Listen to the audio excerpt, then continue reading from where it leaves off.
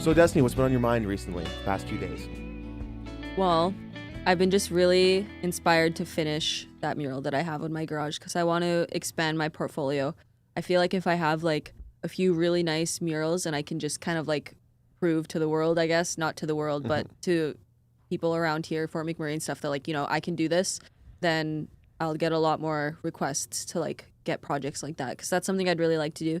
Because I found I really enjoy doing murals, like painting big like that. It's really fun, but like it's very different, I feel, like we were talking about earlier, painting on canvas, because you have to, I don't know, it's a lot more difficult to like mix colors and mix paint because you're working with a lot of paint.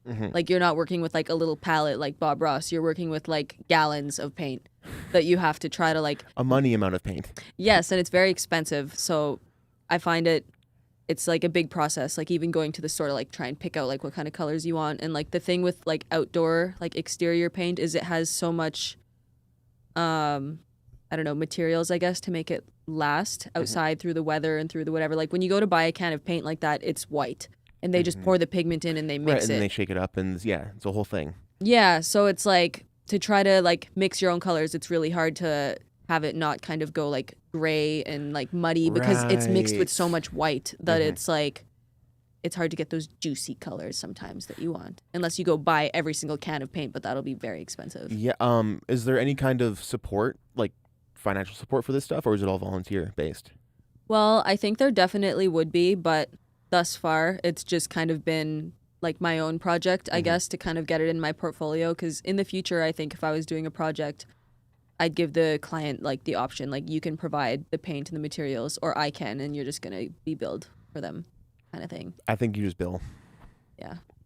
Well, some people, I don't know, usually like they prep the wall and they get everything ready, because that was one of the worst things I find is like you have to like pressure wash it, sand it, like all that, like prime it, all that. And that takes a lot of time. So like, I don't know, some people like they like to do that first because that does cost a lot if I were to charge them to do it.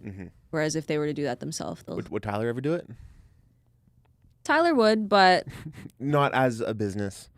Yeah. Well, he was just so busy working that it was just like it was kind of this project I took on myself, and I made it a lot more difficult because my garage door, like it's an old house, right? It was built in like 1963, I believe. So old. Well, the garage door is made of solid wood. It's not like like those vinyl. Yeah. So it had these rectangular shapes on it all over, so I went in with a chisel because otherwise I felt it was going to make the drawing look pretty warped. Yeah. So I went in with a chisel and kind of like chiseled down all of the defined edges, and like that took like an entire day. Do you think it was worth it? I think it was. Like it's definitely going to help it, have nicer edges, because the thing that's really hard is if you're trying to paint a straight line or something and the thing you're painting on goes like this, it's really hard to make it like look nice. So like with it a little bit more smoothed out, it's definitely easier for that. You almost need those construction lasers that have like the you know what I mean? So you can just like mark out your straight lines and like just not give a shit about the perspective. Because I've seen a couple when I lived in Edmonton. I've seen people paint their garage doors and stuff, and yeah, they don't even worry about the flatness of it. They just go over it. But yeah, I guess you're trying to do something a little. You're trying to build your portfolio, not just paint your garage door for your kids. Yeah, like I was trying to get like a very realistic kind of approach, and the one that I started in Nova Scotia as well, that one was difficult as well because it was on the side where the wind comes in from the ocean, so it's very weathered. Like the wood there was full of a lot of cracks, so it's not like I could just like paint a nice color. Like I have to like work that paint in there. It's not a cotton canvas. Yeah, so it's definitely a struggle for sure, but that's why in the future to do them professionally as a project, I would definitely be painting on like a better surface. So I think it's actually working in my favor to be painting right now on like these really difficult surfaces, because it's not going to be like that when it's a actual project.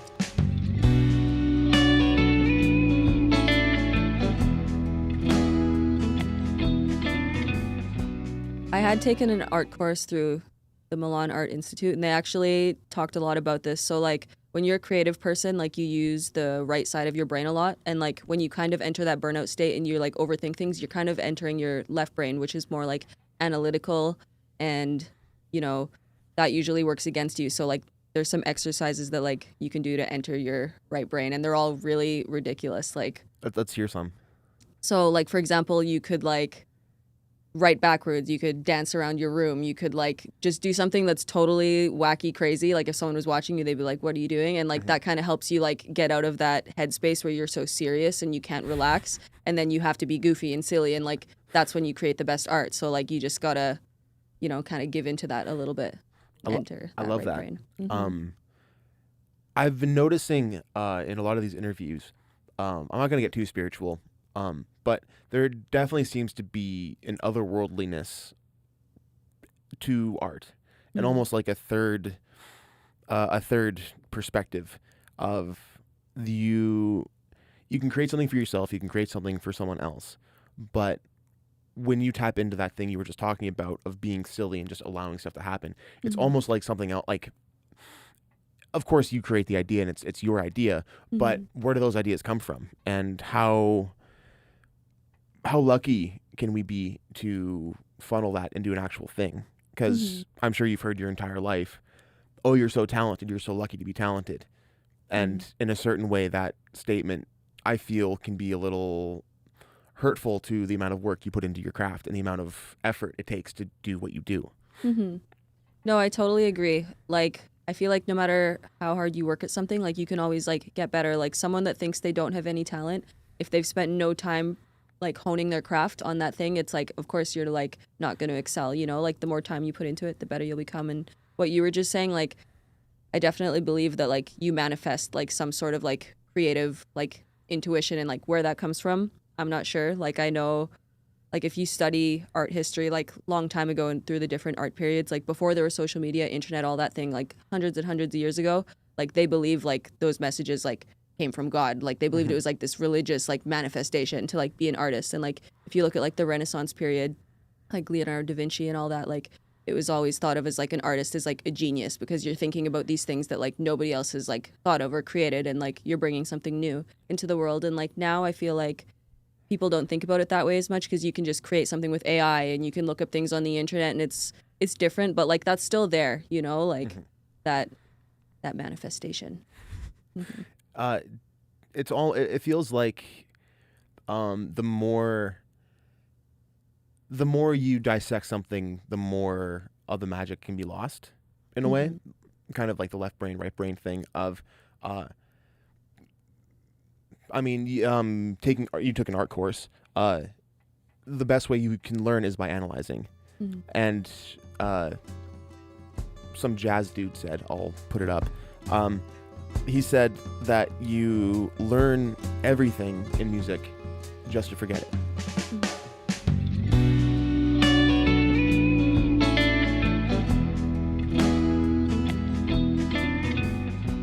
Someone said somewhere that if you don't start living your life, then your life will live you. Do you think that if you don't take control of your art, then eventually your art will take control of you in a way? Like if you don't check your influences, then eventually you can start creating stuff that you aren't even familiar with yourself? Yeah, I think so. It's kind of a heady question. I feel like there's so much different like artists out there that you can like gather inspiration from too, and like sometimes you can run away with that too much, and then it's like at what point is like it no longer like your own unique thing that you want to show the world, because you're just taking in so much inspiration from other people. But at the same time, like, you know, that's what art is. Is in the visual art world, is there like, can you rip off people? Like, because in music, of course, there's like, oh, you know, they're a Led Zeppelin ripoff. Oh, they're a Nickelback ripoff. Oh, you know, they're a blank ripoff. In like the art world, there's like, oh, he's a Da Vinci ripoff. He's a Banksy ripoff. There definitely is people like that. So like, I don't know. I feel like everybody kind of, you know, there's no such thing as like a totally original idea when it comes to like art and music. Like somebody's done it in some form or some way. So I think the most important thing is like if the original artist of wherever you gathered your inspiration is able to look at what you created and be like, that's exactly like mine, then you didn't do it right. Like if you gather enough inspiration from enough people, like let's say you were really inspired by like 6 different people and you kind of combine those 6 different things, at the end it's not going to look like any of them individually. It's kind of like this new thing, and like none of them are going to be able to be like, oh, like that's mine, and like that's when you stole art correctly, I would say, for lack of a better way to say no, it. absolutely. It's almost like you almost feel like a thief, like laundering money in a way. You're like, oh, I stole this, but if I just funnel it through this, funnel it through this bar a little bit, then oh, all of a sudden it's mine. In jazz, it's not really considered stealing as much of it is borrowing, and it's almost considered. I mean, it's not almost. It is considered like a respect thing of like you're calling upon this great ethos of inspiration and experience. Is there like a big emphasis on that in your art world, or it seems to be like you're kind of more focused on your individual thing and not really paying homage to any one specific genre?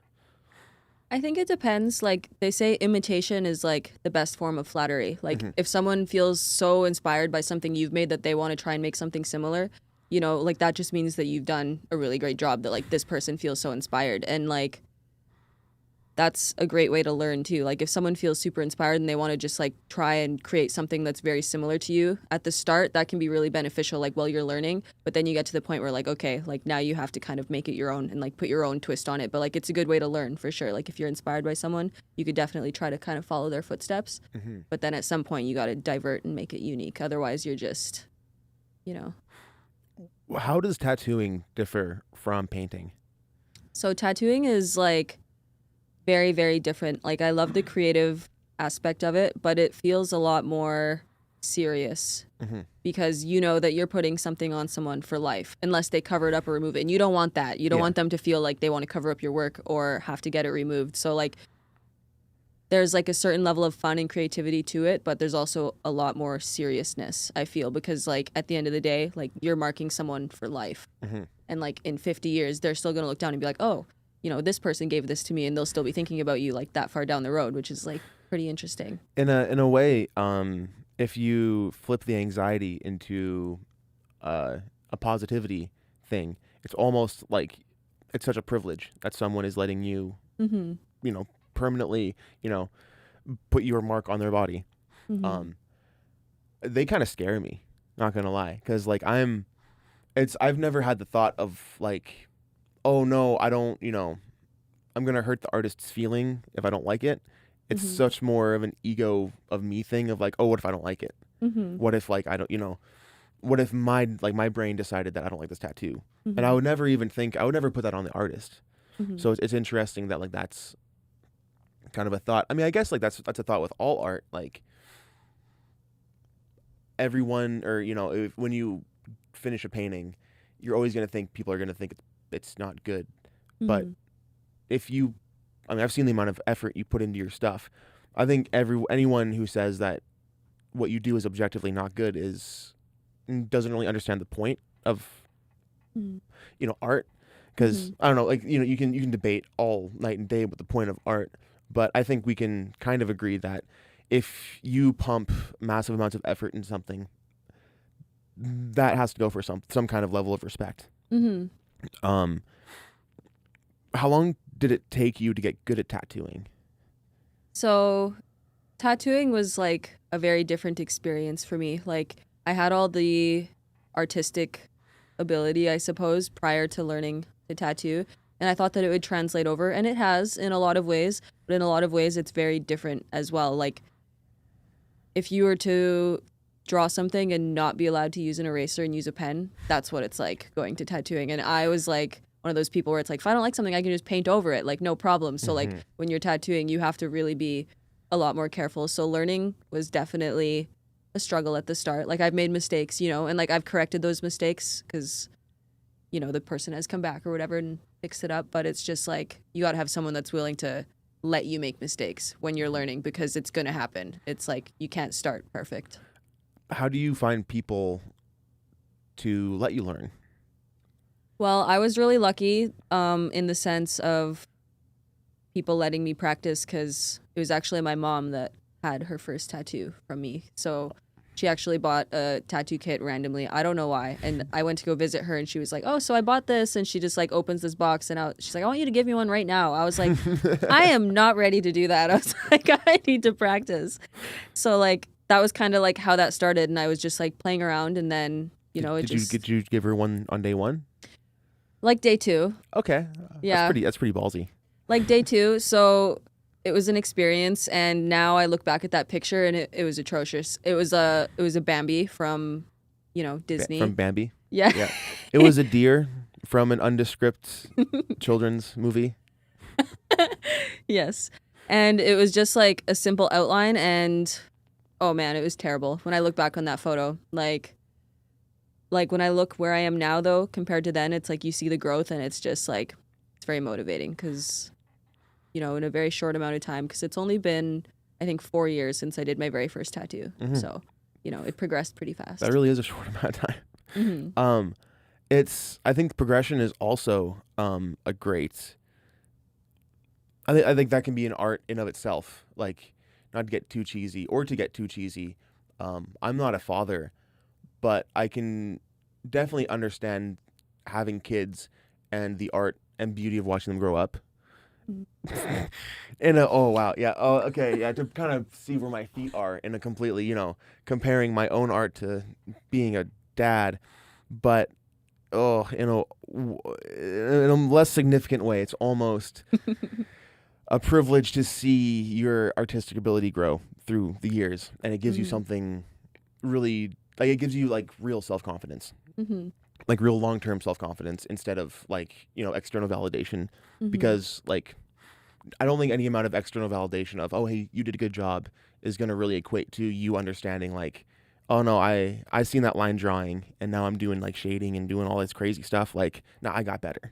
Mm-hmm. And I think like for a lot of people, art can be a great source of self-confidence and, something to get better at. Mm-hmm. And we're definitely, I think, we don't really focus on doing stuff to get better, these days. It's kind of, it's really, no one really has time, or, I mean, it's hard to find the time and hard to make the time for art. And I guess I kind of just want to preface that, like, I think it's not like saving your life in the same way as like going to a doctor saving your life. But if you don't have art in your life, I think you're missing out on the opportunity for lots of deep connection and growth. Mm-hmm. No, I totally agree. Say something on that one. Yeah, no, for sure. I feel like if you don't have any kind of like artistic outlet, you're going to feel that burnout that we were talking about like all the time, because all you're doing is like meticulous things that like don't bring you like joy in that kind of way. Whereas like art is almost like a escape, or like a way that like you kind of let things out like for the world to judge almost, which is kind of like a scary thing too, because like, art can be very like emotional like as well. So like when you put that out there, it's like freeing in a way, like when you don't really care like how people are going to receive it. Because I find one of the biggest things is like when you create art, you're always comparing yourself to people that are doing a similar thing to you. So like you could look at someone who just basically looks like they poured paint right on a canvas and we're like, oh, this is like 10 grand, and people buy it, and you're just like, oh my God, like what am I doing right now? But like that's the thing, is like it's really hard to not like compare yourself, because comparison kills creativity, I feel. Hey, I think someone we both know told you that. Crazy. That my version, the musician version of seeing someone pour a bunch of paint and have like just paint on a swing. It's seeing like the 8-year-old Asian kid just shred, just like like with more ability than I will ever have, and he's 8, and it's kind of like that comparison is such a thief, because like I'm never gonna meet that 8-year-old kid. That 8-year-old kid's never gonna be in the same market as I am in the real world. But like with the internet, it's so hard to stay in the real world and stay in your area of influence. How have you managed to stay in your area of influence and stay grounded in like what you're doing and not get too heady in like social media and the internet? Well, I really try and just like think about like my peers, like people that I know, like people that I've grown up with and like stuff like that. Cause there's always going to be someone that's like, doing better, living in the most fanciest place, like, selling the most art and whatever. But it's like when you kind of want to stay grounded, like you got to think, like where you are and how you're doing. And like you got to compare yourself to your past self, I think is one of the best things too. Cause like I look at myself, like a few years ago, and I would have never thought that I'd have like a tattooing business or like be doing big murals or like could even make a living off of art. So like when you compare like to your past self, I feel like that's one of the best like grounding things because like you're doing better and like that's like what matters. You're doing better. That's almost like that's a therapy session in of itself, and you're just that's just living life. That's healing through living. Let's talk about anxiety a little bit, and some of the struggles you've had with it. How nervous are you to be here right now? Oh, pretty nervous. Like when I was in school and stuff growing up, like I would never want to do a presentation like in front of the class or have to do anything where it's like people are going to be really focused on me because like that would just really take me out of my element and I just get so worked up. How are you dealing with it right now? I try to just not think about it. Like the best thing to do is to just like be casual because I find anxiety, it's like it's something you do to yourself, but like it's a really hard thing to stop doing to yourself because it's like it just keeps happening. Absolutely. And like it's almost like the more it's a catch-22 in some ways because if you talk about it, it can make it either go away or it can heighten it. Like some people, I know when they're going through a moment, the best thing that they can do is for you just to let them go through their moment, and then when they regulate themselves, then they can do it. And I also have other friends where like if they're going through something, you just need them to look them in the eye and be like, "Hey, buddy, we're good. Take a breath," and then they can like, "Oh, hey, something's going on. I can do that." How do you deal with the anxiety of like tattooing? Well, that's a good question. I find I'm always, thinking about the future and the outcomes. Like if something's going to go good, then I'll do this. And if something's going to go bad, then I'll do this. And I try to like make all these plans in my head for like how I'll deal with the situation if it doesn't go how I like. But then a lot of the times, none of those things even come to pass. So I spent so much time planning and worrying. And I was like, why did I even do that to myself in the first place? So like, I just really try to catch myself. Like if I know that like I have a tattoo coming where I'm like, okay, this is a little bit out of like, my comfort zone, like I'm not used to doing this style or whatever. It's like, I just let myself think about it only in the moment. Like if I find my mind trying to just run away and be like, oh, well, what if this happens? Then I gotta just like stop that. It's just like, I'm just gonna do it when I get there. Cause like if I keep thinking about all the possibilities, it's endless. So I just try to shut that down right away. Have you ever done an experiment where you got on a piece of paper and you did all of those extra things? No, I have not taken it that far. It's like, because like I just had this idea because like I feel like that'd be such an amazingly chaotic thing because like in my mind I'm imagining like the thought process like, okay, I'm gonna do this line, but then if this line doesn't go well, then I'm gonna do this, and then if that doesn't go well, and then like eventually you just have this big tree of line, I guess. I don't know. Just like taking the power out of the anxiety and taking the power out of overthinking because I'm right there with you, sister. I overthink everything all the time. And it's almost like if I can imagine every situation and every scenario, then I'll be okay. But it's not my job to make everything okay. And yeah, I think that's just it's important to just like not like you can only control the things that you're going to control, and everything else is everything else. Like if you're doing a tattoo and the dude sneezes and you mess up a line, what are you gonna do? Has that ever happened? I've definitely had people move, and I find one of the things that's the hardest because like I don't want to be rude to a person when they want to communicate and stuff, but like people like to talk with their hands, and that's one of the things that irks me the most because like they'll ask me a question and then like I'll follow up with a follow-up question and then they start going like this and I was like, okay, like calm down, like stop moving, because like people don't realize I think how much they move, and then when they do that, like, there has been times where I'm going to run a straight line and then they move, so I just totally like stop and I was like, okay, and then I kind of wait for them to finish their story and then I continue. But it definitely makes the session a lot longer if like that keeps happening, because I can't just work. That seems like more customer service than being a tattoo artist. Do you find that a lot of tattooing is that, like the same thing with like being a bartender? Like it's always a trope, like being a bartender is being a therapist. Do you find similarities in that? There is similarities, but I find I enjoy the conversations I have tattooing a lot more because it's people that I like willingly surrounded myself with. Absolutely. Yeah. You're not just on for the job. Yeah. And I find it's not so over the top. Like I find when you're bartending, like sometimes you have people that come in with their only intention is to talk to the bartender.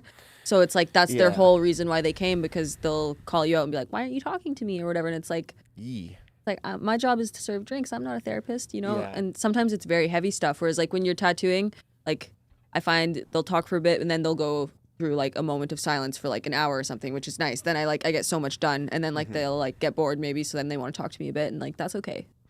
It's so interesting. Like my anxiety and my own internal stuff. Like I can't even imagine walking into a bar and being like, oh yeah, I'm gonna just harass this bartender for an hour with my life. I'm just gonna dump everything I got on them. I mean, no judgment to them. Like everyone is valid to do their own stuff, but it's just I don't think I have a hard time putting myself in that situation and that kind of a thing.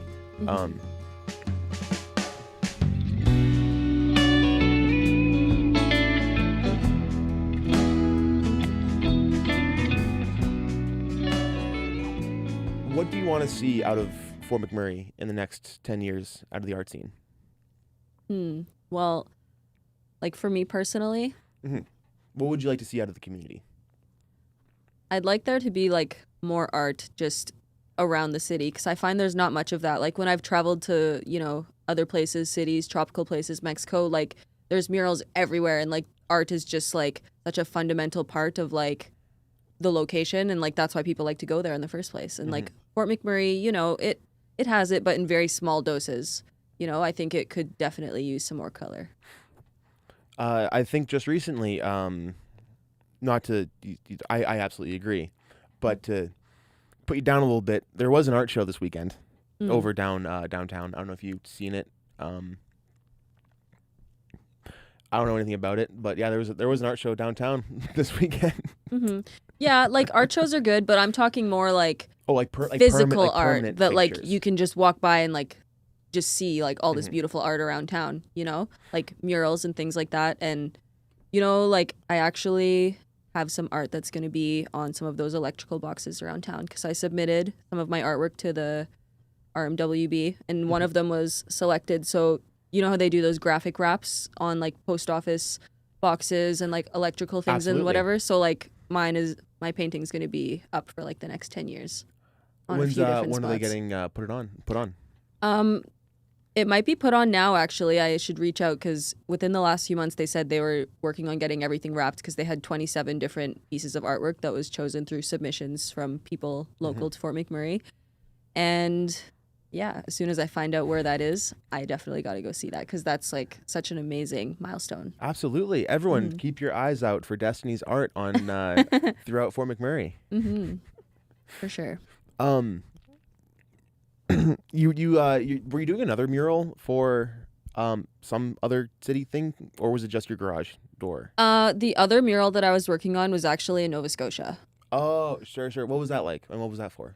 That was really good. Like in Nova Scotia on Cape Breton Island, like one of the most popular tourist attractions is the Cabot Trail. It's a road basically that goes around the very edge of the island, so like it's just like ocean views the whole time. That's nice. And at the very start of that road, it goes through this little town called Shetty Camp, and the mural is right on this wall that everybody will drive past. So like it's in like the most perfect spot. Like everybody's gonna see it that wants to start that drive. That's amazing. That's so good.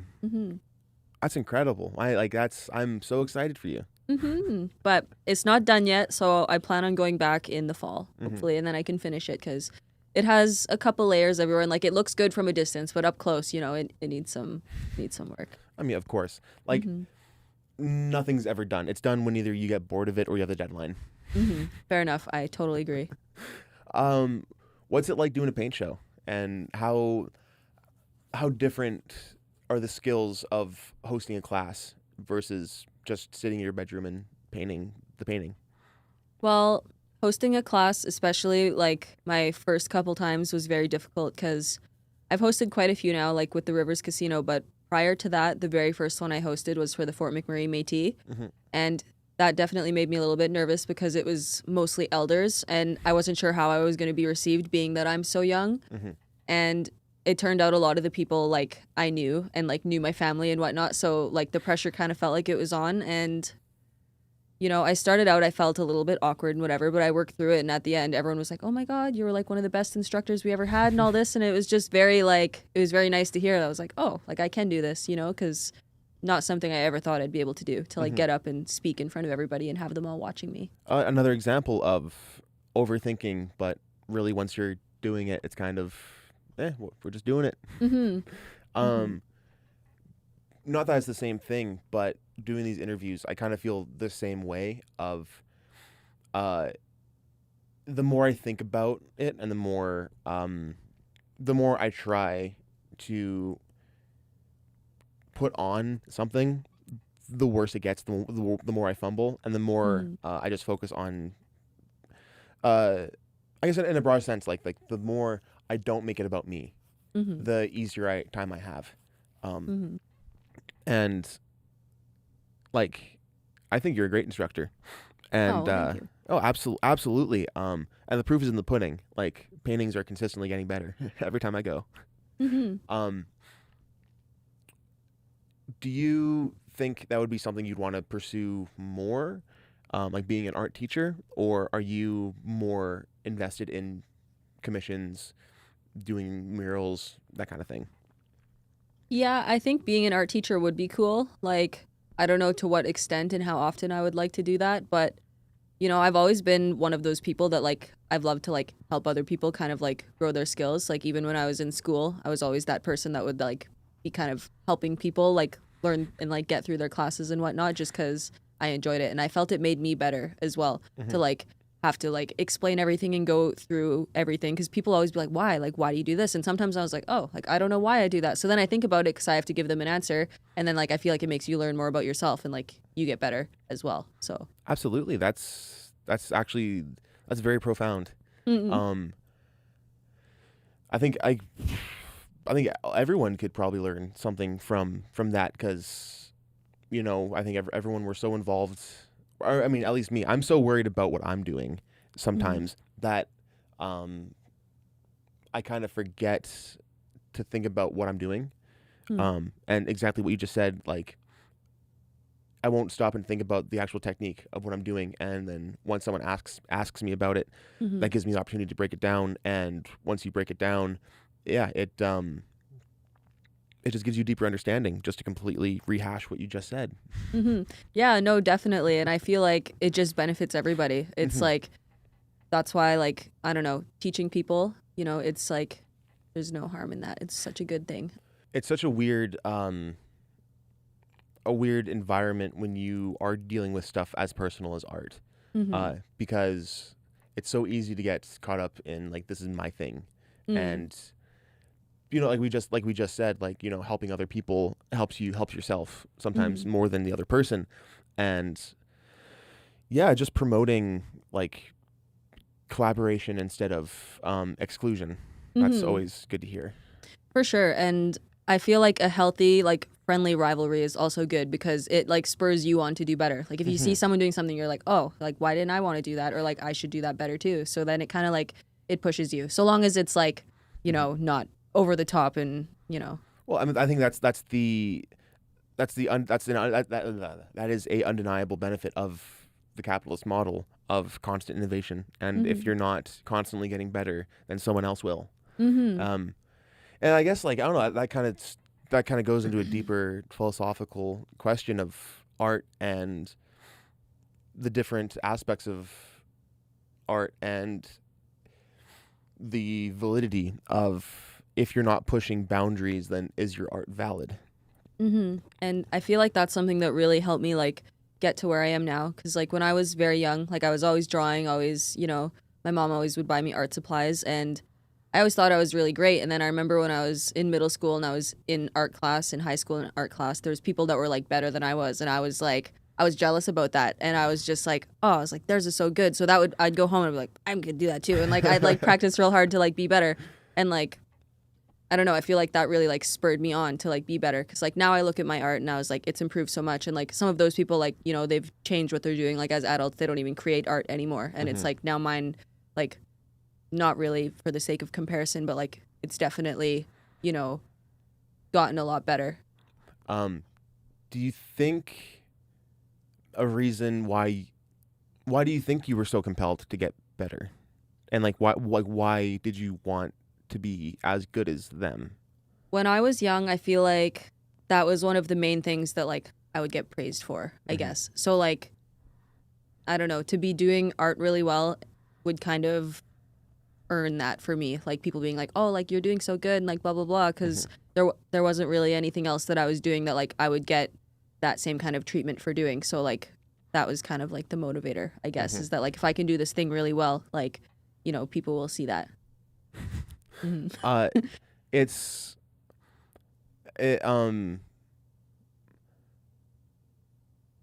seems to be a really common thing of artists like feeling like they want some kind of, I mean, I guess every kid needs attention and wants attention, and it's a pretty common tale for someone to not get the type of attention that they want, so then they start finding art, and then all of a sudden they do get the attention they want, and then that just kind of reinforces this kind of a thing. That can go down.